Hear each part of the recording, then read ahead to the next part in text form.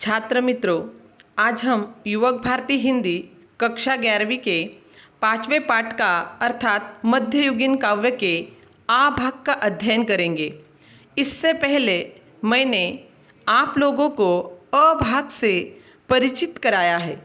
अब हम आ भाग के ऊपर प्रकाश डालेंगे, जिसका शीर्षक है बाल लीला और उसके रचयिता कवि है संत सूरदास जी।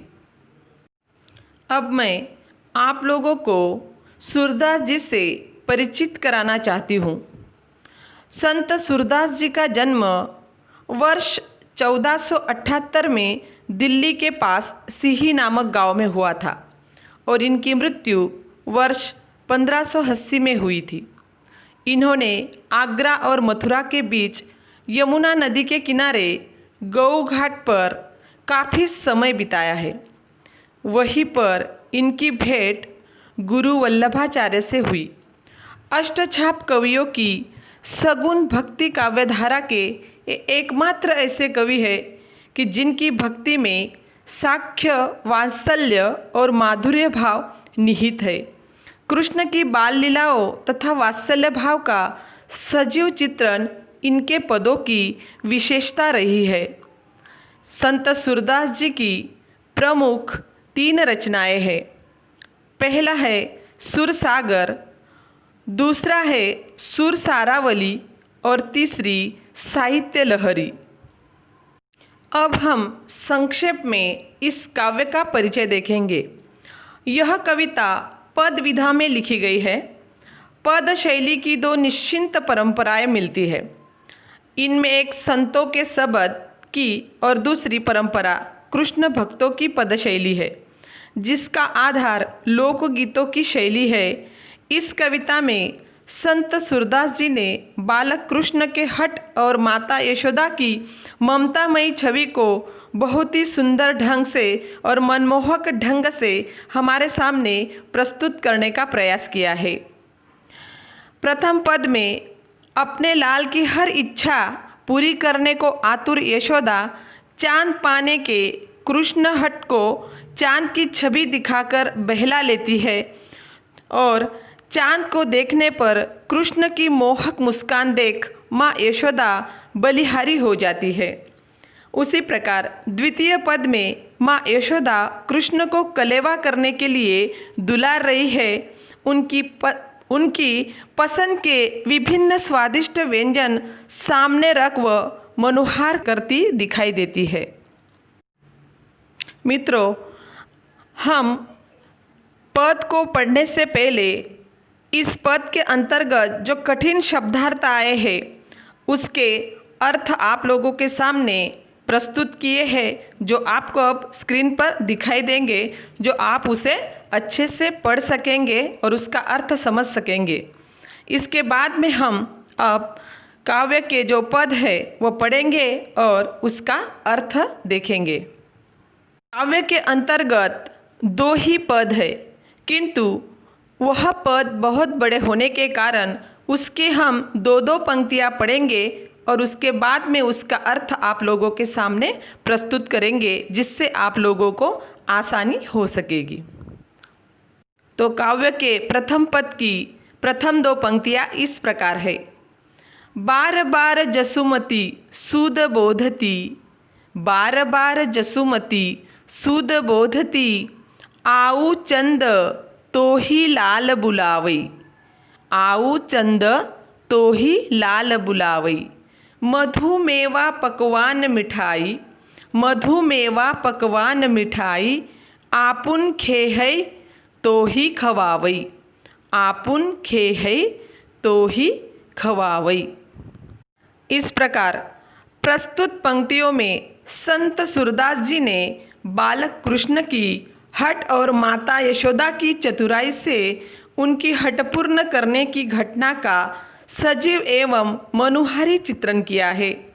एक बार कृष्ण अपनी माँ से चांद को खेलने के लिए मांगकर रोने लगते हैं।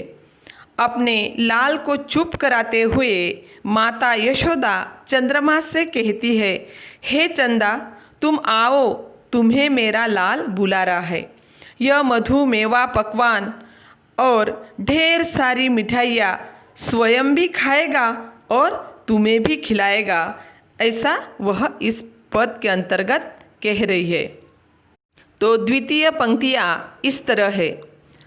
हाथ ही पर तो ही लिन्ने खेलई, हाथ ही पर तो ही लिन्ने खेलई, नैकु नहीं धरनी बैठावई, नैकु नहीं धरनी बैठावई।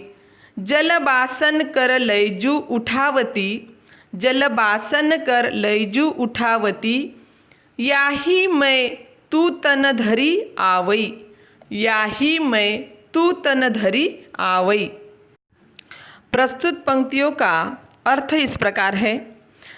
हे चंद्रमा, तुम्हें हाथ पर रखकर यह तुम्हारे साथ खेलेगा, यह तुम्हें एक क्षण के लिए भी धरती पर नहीं रखेगा।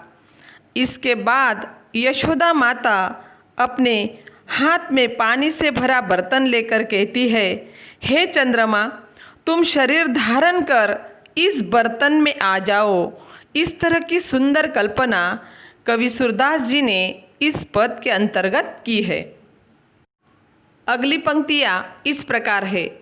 जलपुट आनी धरणी पर राख्यो, जलपुट आनी धरणी पर राख्यो, गही आन्यो वह चंद दिखावई, गही आन्यो वह चंद दिखावई। सूरदास प्रभु हंसी मुस्काने, सूरदास प्रभु हंसी मुस्काने, बार बार दोऊ करनावई, बार बार दोऊ करनावई।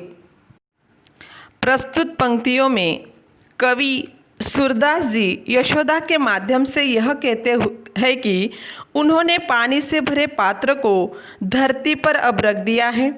शांत जल में चंद्रमा का प्रतिबिंब भी दिखाई दे रहा था। इस पर कृष्ण को बहलाते हुए यशोदा माँ कहती है, मेरे लाल, यह देखो मैं तुम्हारे लिए चंद्रमा ले आई। संत सूरदास जी कहते हैं कि प्रभु श्री कृष्ण चंद्रमा का प्रतिबिंब देखकर बहुत ही प्रसन्न हो जाते हैं और पानी के पात्र में बार बार हाथ डालकर चंद्रमा को पकड़ने की कोशिश करने लगते हैं। यही इस पंक्तियों का भाव है। अब हम द्वितीय पद की प्रथम दो पंक्तियाँ पढ़ेंगे। उठिए शाम कलेऊ कीजे, उठिए शाम कलेऊ कीजे, मनमोहन मुख निरखत जीजई, मनमोहन मुख निरखत जीजई। खारिक दाख खोबरा खीरा, केरा आम उखरस सीरा, केरा आम उखरस सीरा। प्रस्तुत पद के अर्थ में बालक श्री कृष्ण को कलेवा कराने के लिए माता यशोदा किस तरह से मनुहार कर रही है, उसका मनभावन वर्णन प्रस्तुत पंक्तियों में संत सूरदास जी ने किया है। माता यशोदा अपने लाल को उठाते हुए कहती है, हे श्याम, उठो और कलेवा कर लो, मैं तुम्हारा ही मुख देखकर जी रही हूँ। हे मेरे लाल, देखो मैं तुम्हारे लिए छुआरा, किशमिश, गरी, खीरा, केला, आम और ईख का रस और शीरा लाई हो, वह तुम खा लो, ऐसा वह इस पद में कह रही है। द्वितीय पंक्तियाँ इस प्रकार है।